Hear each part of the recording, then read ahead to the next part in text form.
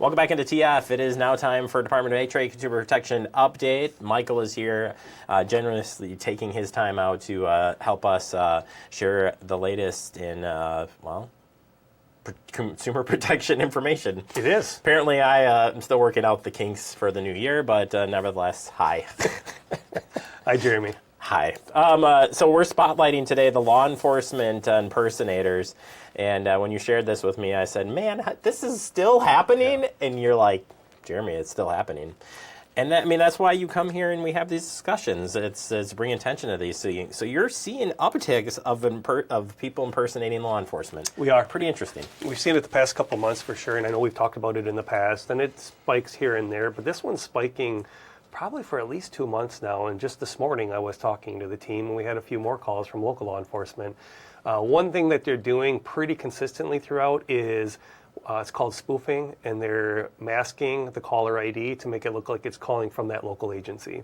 And we're not seeing that specific to one. They're spoofing every law enforcement agency's number. And so that they do that in an effort to add legitimacy to the call, and but that's pretty regular now.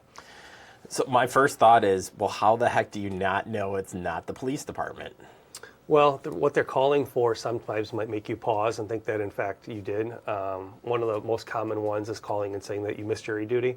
And so all of us, I know a few months back we talked about the jury duty scam because that particular one was going around.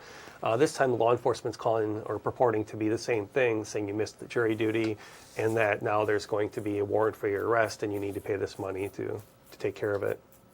So it even goes further, like unpaid fines, PPP loans. We haven't heard of PPP loans for a long time. Like they're just finding something that just resonates with you. Like, do they run the list? Well, they do. What they're doing with the PPP loans is kind of creating a new audience for themselves where maybe they've saturated us as consumers. And so now they're targeting business owners. And they're saying that they're, now they've had time, they're going back, they've done the audit, it's 3 years removed, we're looking at who now is in default or who owes us money or who used it fraudulently. And these businesses, a lot of them did get PPP loans, but it's very similar to that phishing where they're just tossing it out there, seeing who will take the bait. And some of them, if they have the loan, it's going to cause a panic, thinking, I thought I did what was right. And they want to get that emotional response quick. And if you believe it's law enforcement calling, you're even more kind of on edge. Well, right. It kind of puts you like, wow, can they really be calling me? Should they really be getting me? You state this, and I really want to kind of hone in on this, but it's random. It is all random. So these fraudsters are blanketly putting up thousands and thousands and thousands. Like, I guess, shed some light on that, because you don't always think about that. We talk about these scams all the time. We're talking about spoofing and everything else, but this is just over and over and over and over and over until somebody bites. And so that's maybe why they're successful? I think so. And it starts with what we call with robocalls. And so you have these automated dialers that can call tens of thousands or even millions of numbers pretty quickly. And what's happening is they're looking to say who's going to connect, who's going to answer that phone. And even when they connect, there still might be some automated messages to kind of get it along to say who's somebody we can really talk to. And by casting it all the way out, it says, all right, it's very likely that somebody may have had an interaction with law enforcement, somebody may have had a PPP loan, somebody may have thought they got a summons for jury duty, and so that's going to motivate them to talk a little bit more. But then what it also does is it creates that base of saying, maybe that first wave didn't work, but we've started to establish a contact list. And we know, all right, we tried to call the first time, we got a little bit, but we didn't get too far. We'll call back and say we're somebody else. And that's how they're doing the same thing with law enforcement of, what, you thought we were a scammer, we're actually the real deal. Here's a situation we want you to take care of. And that's why, because of these different scenarios where there's even a better, even if it's better than a 20, 30% chance, it doesn't really cost them a whole lot to send those phone calls out there because it's a robot doing it. I love that you said that, there's a chance by the time it comes back around, there's a chance that you might be in the middle of randomly dealing with a sud topic, and bam, they hook you. And you say it's that combination thing. So with that in mind, what are some steps we can take? You kind of already shared a few, but what are some steps that we can take to start like cluing in, like, okay, yeah, they got lucky and that's maybe the way you think of it. Like, okay, they got lucky that I'm doing jury duty, but I'm not going to say anything. What else could I do to kind of figure this out? First is pay attention to the tone of the call. So law enforcement, two things. They're not going to call you and demand immediate payment. They're not going to say you must do this right now on this phone call or things are going to get worse. If it is legitimately law enforcement and they were calling to maybe give a heads up on something, they'll just explain the situation and they'll give you the options and that'll be it. With the scammers, one thing you can tell is they're going to have that sense of urgency, but then also they're going to demand that you make a payment in this really obscure payment method. Most often it's going to be cryptocurrency, or it's going to maybe be gift cards or wiring money. And so you want to remember law enforcement is never going to call you and ask you to pay through any of those methods.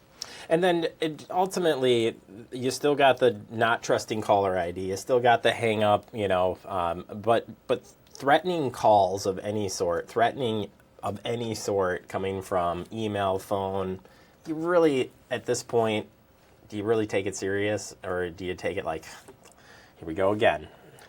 I think what you want to do is take that pause and just take a second and say, even if I do think it's real, let me look at it objectively. And if there is a situation where you're like, you know what, maybe I did get a summons and I do remember throwing it away because I was busy, just go ahead and hang up with that call no matter who it is. Think about what's going on. If you want to question it, call somebody that you know and trust, and then call back. Here's the thing, every law enforcement agency knows this is happening. And so if you call them and you hang up on them and then you call them back, they're not going to be mad at you. They're going to say, I get it. I was just going to say, they have no problem paying you a visit in person. So, if you're really skeptical, and I've seriously got myself in trouble a few times now where I've thought that it was fake. And I'm already down the path of like, this is already, and hung up. And then 5 minutes later, get a call back like, hey, actually, this is.